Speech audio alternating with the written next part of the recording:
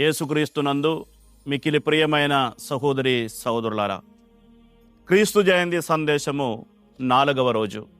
యేసుప్రభు ఈ లోకానికి వచ్చినది ఈ లోకాన్ని రక్షించడం కోసం, అనగా మానవులను దైవపుత్రులుగా మార్చడం కోసం.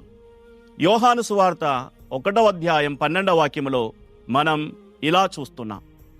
ఆయన యందు విశ్వసించు వారికి, ఆయనను స్వీకరించిన వారికి ఆయన దైవపుత్రులకు శక్తిని ప్రసాదించారు.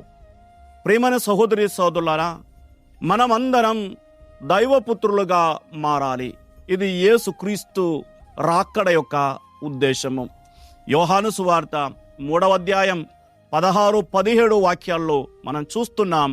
ఆయన ఈ లోకానికి వచ్చినది ఆయన యందు విశ్వసించు ప్రతివాడును నాశనం చెందక నిత్య జీవము పొందడం కోసమే. క్రిస్మస్ పండుగను చాలా విధాలుగా మనం జరుపుకుంటూ ఉంటాం.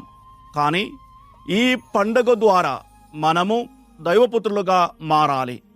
అప్పుడే ఈ పండుగకు అర్థం చేకూరుతుంది.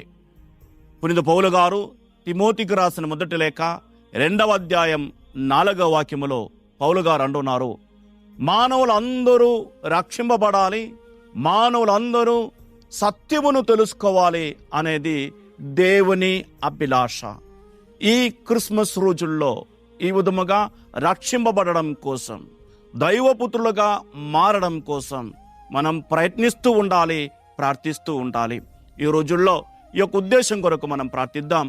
దైవపుత్రులయ్యే ఆ గొప్ప వరం కోసం మనం ప్రార్థిద్దాం.